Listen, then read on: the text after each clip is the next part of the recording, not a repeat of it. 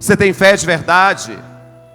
Você tem rezado? Você tem pedido para Deus aumentar a sua fé? E aí a gente começa a entender toda a dinâmica da palavra. Desde o dia de ontem, Jesus dizia que o reino dos céus era comparado a um homem que colocava uma semente na terra e que tinha que ter paciência, porque aquele processo da semente, ele era demorado. Mas ele dizia também que era como um grão de mostarda, a menor de todas as sementes. Mas quando aquela semente se torna a maior, ela se torna frondosa. E aí a gente vai compreendendo que na pequenez e naquilo que a gente vai vivendo é onde Deus se manifesta. Ontem era paciência, mas hoje o grito é pela fé. E a primeira leitura vai dizer para nós que a fé é a antecipação daquilo que nós já cremos que vai acontecer. Quando eu creio, a minha fé alimenta dentro de mim a graça e a promessa que Deus já tem preparado para mim.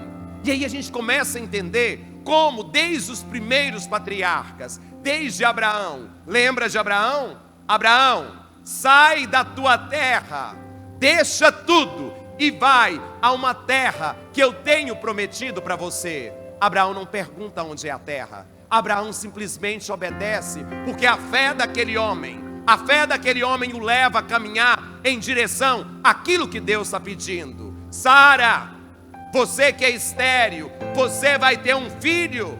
Você foi agraciada pelo poder de Deus e pela fé.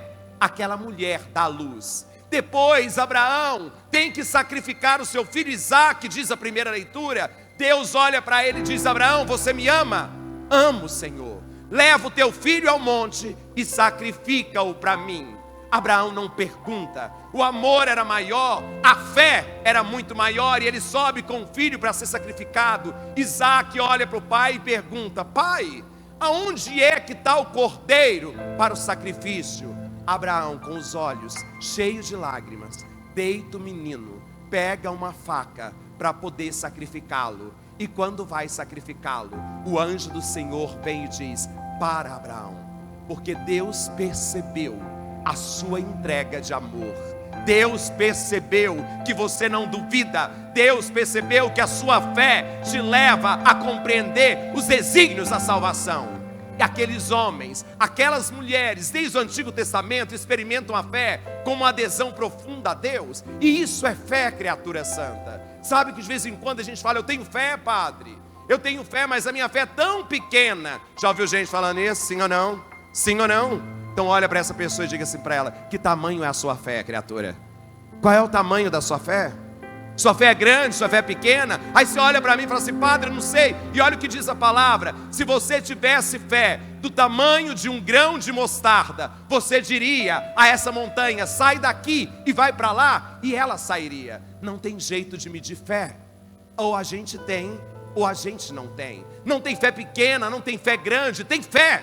E a fé é uma entrega constante. Só que de vez em quando a gente fala que tem fé, mas a gente duvida, a gente questiona, a gente muitas vezes não quer colocar nas mãos de Deus aquilo que Ele pode fazer. Quantas vezes você já disse para Deus: pode fazer, eu creio, eu tenho certeza. Falou, mas não tomou posse. Disse, mas não experimentou a fé naquele momento que tinha que ser experimentado. Quando a coisa está boa, é fácil a gente ter fé. Mas quando a coisa aperta, será que a gente tem fé de verdade? Será que a gente se entrega? Será que a gente se abandona? Será que a gente espera no Senhor? Porque é a fé que me motiva, ela é a antecipação daquilo que é a graça. Então olha para essa pessoa e diga para ela: Deus tem coisas maravilhosas para você. Deus tem bênção para você. Deus tem graça para você. Só que você sabe que Ele tem, mas às vezes você fica murmurando pelos cantos e não aguarda esse tempo. Você fala assim: está demorando demais, padre, está complicado demais. Ontem eu fui rezar uma missa da misericórdia, numa paróquia aqui de Goiânia. E aí depois que eu terminei, a mulher falou assim: padre, eu já estou pedindo, já tem 3 anos pela minha cura e nada acontece. Eu olhei para ela e falei assim: mulher de pouca fé, será que você não está percebendo que Deus já está te dando a graça, você ainda não tomou posse? E ela falou assim: mas aonde que eu pego a posse? Aonde é que eu seguro a posse, padre? O senhor fala dessa posse, mas eu não sei que jeito eu faço. Como que eu tomo posse? Quando eu deixo a minha vontade e permito com que a vontade de Deus aconteça quando eu não questiono mais nada, quando eu nem peço mais e só digo para Ele: é do seu jeito agora, é do seu jeito agora. E vocês sabem que agora a gente não pode tocar em ninguém nas celebrações, porque antes na missa da misericórdia eu chamava, a gente tocava, tinha toda aquela experiência, mas naquela hora o Espírito Santo falou assim para mim: toca nessa mulher, toca nessa mulher. E eu fui e coloquei a mão nela e falei assim: recebe a graça e toma posse daquilo que Deus está te dando. E ela repousou, ela repousou, ela repousou. Ela disse para mim que ela levava um fluxo de sangue, já tinha 3 anos, não parava de escorrer 1 minuto. Hoje de manhã ela esteve aqui na paróquia, ela veio aqui na paróquia e falou assim: padre, eu tomei posse. E eu falei assim: você tomou posse do que, criatura? Da bênção de ontem. Eu não sangrei mais. A partir daquele momento que eu repousei, eu não sangrei mais. Ela foi curada, criatura, pela fé, pela fé. E aí a gente entende por que a gente duvida daquilo que Deus pode fazer. Ele prometeu aos patriarcas, e quando Deus está conosco, essa fé é revigorada, e a gente não precisa ter medo. Olha o que acontece no evangelho de hoje. Jesus vai junto com os seus discípulos e diz: vamos para outra margem, vamos atravessar um mar. É o que Deus está pedindo hoje. O milagre acontece quando a gente tem coragem de sair do nosso espaço de comodidade. Você quer um milagre, mas você não quer fazer nada. Você quer a graça, mas você não quer fazer sacrifício. Você quer a bênção, mas não quer mudar de vida, criatura. Você só quer resolver o problema. Resolver o problema Ele não vai resolver. Ele quer primeiro uma mudança total da sua vida para te dar graça. Aquela mulher há 3 anos que ela vivia indo de missa em missa, pedindo a graça, mas não tomava posse. Quantas vezes você já pediu e ainda não aconteceu? Porque Deus está dizendo: muda o caminho, muda, vamos atravessar para outra margem. E aí eles subiram na barca. Quando eles subiram na barca, Jesus pegou, devia estar cansado demais, meu Deus, e foi tirar um cochilo lá atrás. Tinha um travesseiro, ele pegou e ele deitou. E eles estavam indo, e de repente veio uma ventania, uma tempestade forte. E eles tiveram, o que eles tiveram, povo santo? O que eles tiveram? Eles tiveram medo. Jesus estava na barca e eles ainda não tinham tomado consciência. Eles tiveram medo de uma tempestade que estava ali, e havia um homem que estava lá dentro, que podia mudar toda a história. Eles vão até Jesus: Senhor, nós vamos morrer. Chamam Jesus, acorda, uma tempestade terrível. O que Jesus estava fazendo? O que Jesus estava fazendo? Isso é maravilhoso, presta atenção. Uma tempestade terrível. O que Jesus estava fazendo? O que eles tiveram que fazer? O que eles tiveram que fazer? Então olha para essa pessoa que está desse lado e fala assim: chama Jesus. Ele pode estar dormindo aí dentro da sua barca. Ele está dentro da barca. Só olhar e falar assim: Jesus, nós vamos afundar. E imediatamente Jesus olha para aquele cenário de medo, de angústia, de terror, olha para eles, acorda meio sonoro e fala assim: o que está acontecendo? Senhor, olha a ventania, olha o que está acontecendo, nós vamos afundar, será que o Senhor não se importa? Ele olha para o vento, ele olha para o mar e diz: silencia-te, cala-te. E naquele momento tudo se acalma. Aquele que está no barco, aquele que foi despertado, chega para acalmar as nossas tempestades. Ele chega para dar paz. Como que a gente muitas vezes está numa tribulação tão grande dentro do coração, e você tem buscado a quem?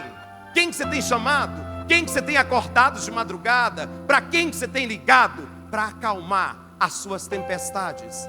Ele está no barco. E quando o Senhor está no barco, quando Ele desperta, Ele dá ordem. E hoje Ele está ordenando para você: silencia, cala-te. E imediatamente tudo se acalmou.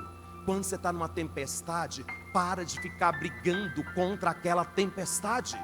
Quando você está numa dificuldade, não fica potencializando aquela dificuldade, não fica criando fantasmas, porque Ele está dormindo na barca. Só tem que chamar. Só que muitas vezes Jesus está desperto, e quem é que está dormindo? Olha para essa pessoa que está aí e diga para ela: acorda, criatura. Se o Senhor está na barca, para que você está dormindo? Fica atento, fica desperto. E aí Ele vai acalmando as nossas tempestades, Ele vai dando respostas. E Ele olhou para eles e falou assim: por que vocês são tão medrosos? Por que vocês são tão medrosos? Ainda não tendes fé? Vocês ainda não tendes fé? Se eu estou com vocês, por que vocês têm medo? Criatura, olha para mim. Jesus estava no barco, Jesus estava dormindo, tinha uma tempestade enorme. Vocês acham que Jesus ia deixar aquele barco afundar? Sim ou não? Vocês acham que ele ia afundar naquele barco? Sim ou não? Jesus estava dormindo com o olho fechado e com o olho aberto, vendo o que aquele povo estava sentindo. Por que vocês são tão medrosos? Cadê a fé de vocês? Olha para essa pessoa e diga para ela: para de ser medrosa, criatura. Cadê a sua fé? Cadê a sua fé? Mas ele não quer mudar não. Eu quero ter fé, sabe? Eu quero a graça, eu quero mais. Tá bom aqui, tá bom nessa zona de conforto, tá bom nesse pecado, tá bom desse jeito, tá bom daquele jeito. Ontem veio uma pessoa falar comigo, eu estava atendendo confissão, e ela falou assim para mim: padre, eu pedi para Deus o melhor emprego, Ele me deu o melhor emprego, Ele me deu o melhor emprego. Depois um dia eu sonhei que eu estava traindo a minha esposa, e que Deus falava assim para mim: se você trair, você vai perder tudo. Eu esqueci desse detalhe, e eu arrumei outra pessoa: padre, perdi tudo, tudo. O que eu tenho que fazer para recuperar tudo? Deus já tinha te falado, criatura, volta para sua casa. E ele disse assim para mim: não dou conta, eu gosto mais da outra. Eu falei assim: você vai viver eternamente na tempestade. Eternamente na tempestade. Porque quando Deus fala, a única coisa que você tem que fazer, criatura, é obedecer. E por que você não quer obedecer? Jesus fala para você assim: sai dessa situação que você está vivendo, afasta dessa pessoa que não está trazendo nada para você, só está tirando sua paz. E você fica assim: não, Jesus, eu quero ficar aqui, eu gosto demais daqui, eu gosto demais dessa pessoa, eu preciso dela, eu vou rezar para ela, ela vai mudar, eu quero que ela transforme, eu quero que ela vive, o seu barco vai afundando. O que afunda o barco não é a água que está fora, criatura. O que afunda o barco é a água que entra nele.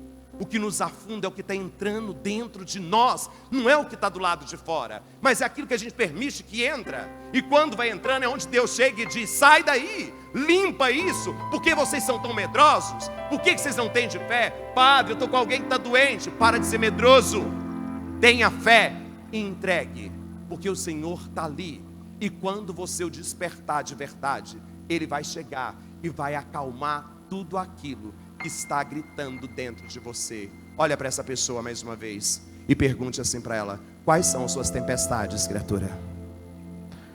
Quais são suas tempestades? Quais são seus medos? Quais são suas angústias? O que está aí dentro, revolto? Que onda grande que existe aí? Aonde encontra o seu barco? E hoje você tem que falar para Ele: Senhor, acalma a minha tempestade. Acalma as minhas tempestades. Às vezes a tempestade é uma preocupação, às vezes a tempestade é uma enfermidade, às vezes a tempestade é algo que você não está conseguindo resolver, às vezes a tempestade é uma doença que está ali do seu lado, mas Ele quer vir para acalmar tudo aquilo que está gritando dentro de você. Olha para essa pessoa e diga para ela assim: você não vai afundar não, criatura. Você não vai afundar. Olha para ela assim: eu sei que eu estou no alto mar. Eu sei que você está no alto mar. Só que você fala assim: padre, mas eu tenho tanto medo, sabe, de afundar. Eu tenho tanto medo dessas ondas serem mais fortes do que eu. Eu tenho tanto medo de ver minha vida destruída, minha família destruída, a minha casa destruída, os meus sonhos destruídos. Às vezes a gente tem medo de tudo isso.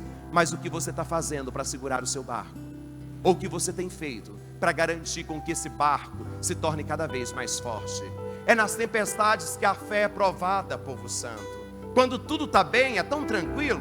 Mas quando a gente enfrenta os desafios da vida, é ali aonde nós somos provados. É ali aonde a fé, ela tem que ser colocada no sentido mais profundo daquilo que nós somos. Aquela mulher de ontem, ao ser tocada pela graça do Espírito Santo, ao dormir, quando ela se despertou, com certeza a calmaria já estava dentro dela, porque Deus já tinha feito a obra.